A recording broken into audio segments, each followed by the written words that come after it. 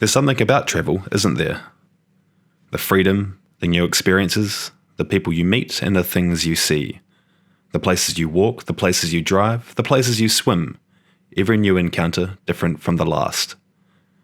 I went on a journey to Thailand, Cambodia and Vietnam for a taste of the Southeast Asia experience.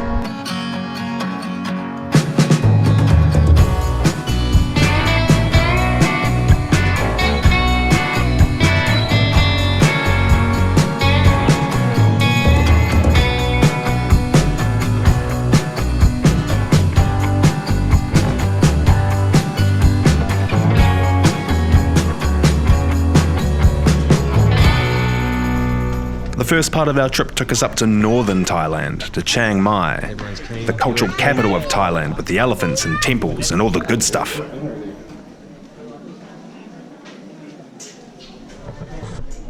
We visited the Doi Suthep temple, the giant golden temple, but not without schooling up on a few house rules first. Until we get around the corner. In the temple and shrine, take off your shoes before entering the platform around the golden cheddar.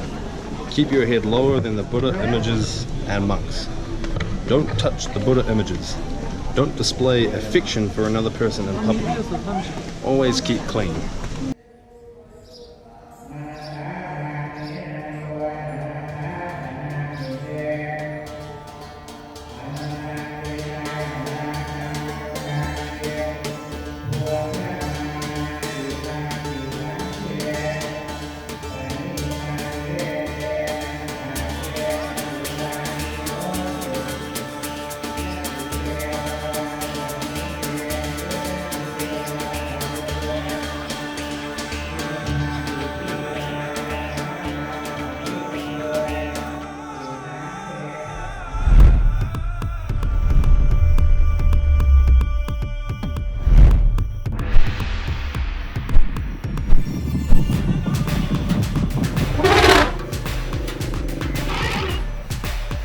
Chiang Mai is full of classic Thai culture.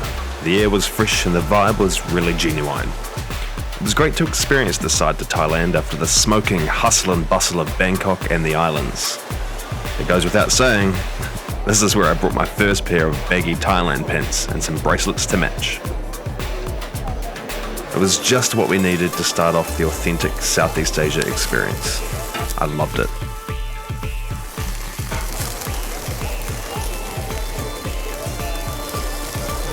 And of course, you can't go to Thailand without meeting yourself an elephant. And what's the coolest thing about meeting an elephant? Well, they never forget who they meet, just like you'll never forget the elephant that you meet.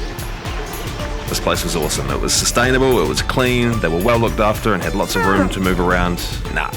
This was a real highlight of the trip.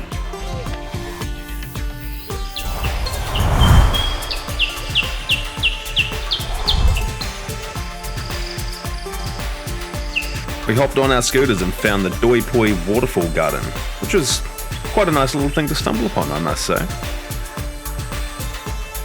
You could even have yourself a go at firing a crossbow at a bunch of hanging mangoes.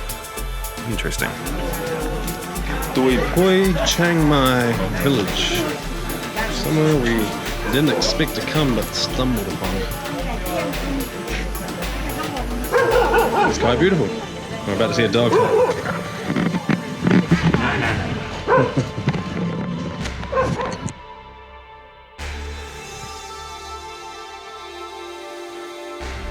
We set flight for our next Asia destination, Siem Reap in Cambodia, to check out one of the ancient architecture's 8 wonders of the world, the Angkor Wat. But not without a tuk-tuk ride to get us to our accommodation. It was quite amazing, actually, although I don't have footage to show. While we were in Phnom Penh, the capital city of Cambodia, within 40 seconds of us leaving the tuk-tuk, we were offered cocaine, opium and weed from 3 separate dealers. Thing is, they were all tuk-tuk drivers too. Insane. But not here in Siem Reap. Siem Reap was quite stunning, actually. Primitive, but stunning. So I made it to Siem Reap, and we were greeted by our lovely tuk-tuk driver. He's going to take us to our accommodation, where apparently we get a drink on entry. Look forward to that. The visa process we were kind of freaking out about for a little bit. And we're like, fuck, like, how do we do this? We're going to get it.